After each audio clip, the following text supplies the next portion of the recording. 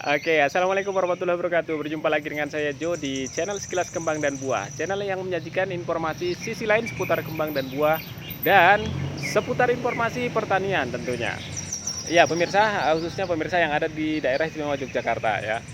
Bulan Juli kemarin kita sudah sama-sama mendengar, kita sudah sama-sama menerima edaran bahwa Jogja, di Jogja sekarang tidak boleh membuang sampah sembarangan dulu, ya. Karena apa? Karena tempat penampungan sampah yang ada di Yogyakarta sudah tidak bisa lagi menampung sampah yang begitu banyak. Oleh karena itu, masyarakat diimbau untuk sementara waktu sampai bulan apa ini? Sampai bulan Agustus September ya, kurang lebih sampai bulan September atau 3 bulan ke depan dihimbau untuk mengumpulkan sementara sampah-sampah rumah tangga yang dimiliki oleh warga masing-masing.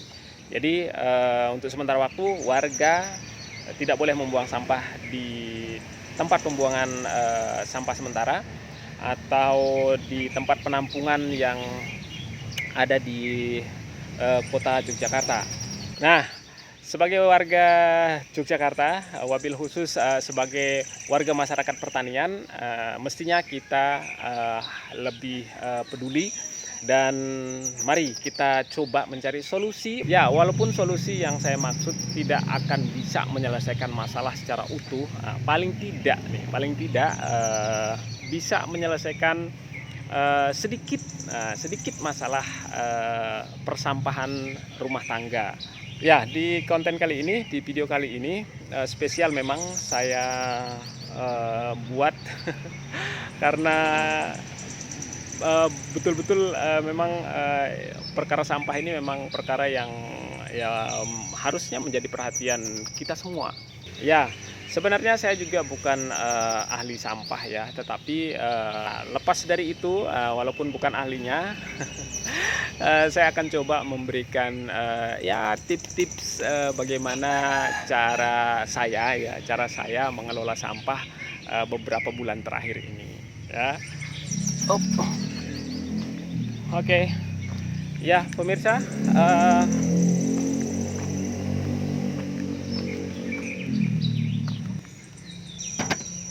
Ya, pemirsa, ini adalah salah satu jenis sampah organik yang sengaja saya kumpulkan ya, Jadi di dapur itu saya sudah setting istri ya di dapur kalau misalnya membuang sampah yang kira-kira bisa hancur atau bisa diolah kembali, jangan disatukan dengan sampah plastik. Tolong dibuang di tempat yang berbeda khusus.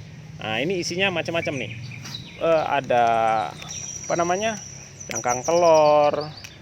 Kemudian ada bekas apa ini? Bekas teh ya. Lengkap di sini nih. Ada bekas jeruk, kemudian jambu. Nah, ini ada bekas teh juga. Ya, sampah-sampah seperti ini kan modelnya sampah ini bisa hancur ya.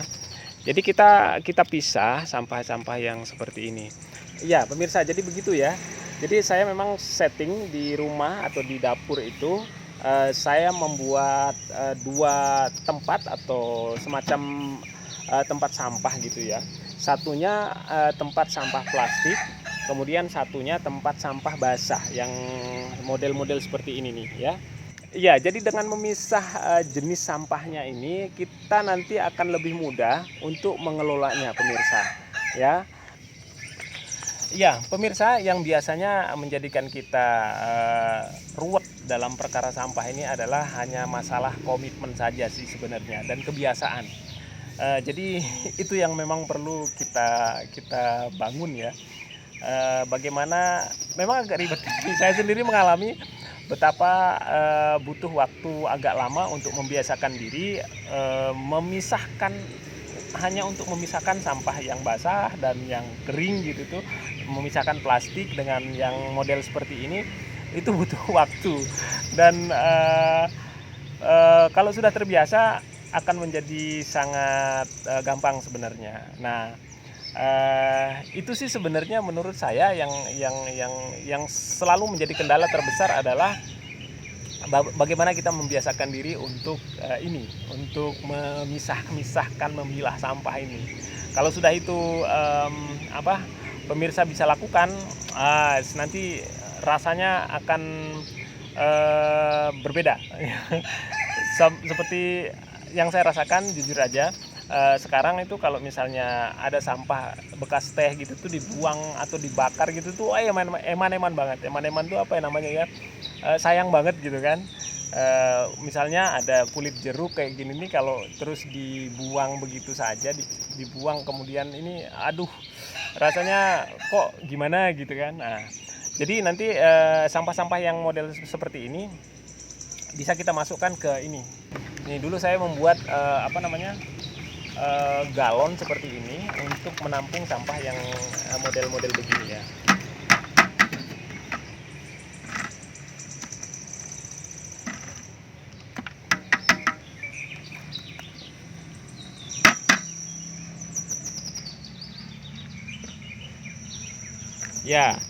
Ya, di dalam galon ini berbagai macam sampah ya.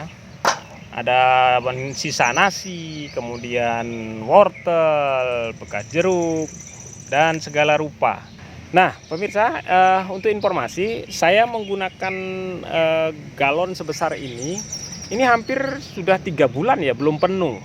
Ya ini tergantung sih, penuh sama enggaknya tergantung dari seberapa banyak dan seberapa besar produksi sampah yang kita hasilkan di rumah.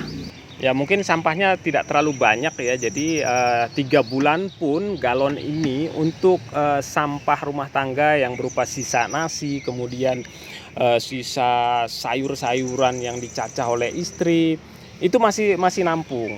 Nah pemirsa, yang biasanya terjadi adalah ini sampah-sampah yang basah ini dijadikan satu dengan sampah plastik yang mungkin sisa makan mie gitu tuh kan, yang seharusnya itu plastik-plastik bisa kering dan mudah untuk terbakar misalnya, akhirnya jadi sulit dibakar atau sulit terbakar karena ini bercampur dengan yang basah, jadinya ya sudah, baunya campur aduk, kemudian kalau mau mengelolanya akhirnya jadi malas. Nah itu yang sering terjadi.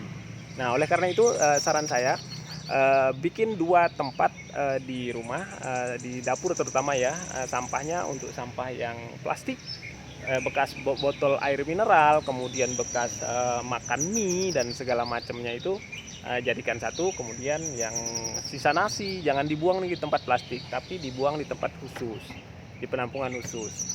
Dan nanti setiap hari mau sore mau pagi, kapan tampungan sampah basahnya penuh di dapur, bisa dibawa langsung ke tong ini ya, bisa dipindah ke tong yang ini. Oke, gitu sih sebenarnya, sederhana sekali sebenarnya. Ya pemirsa, ini adalah salah satu solusi yang bisa kita kerjakan, yang bisa kita perbuat sambil menunggu kebijakan pemerintah Kota Yogyakarta terkait dengan pembuangan sampah. Oke?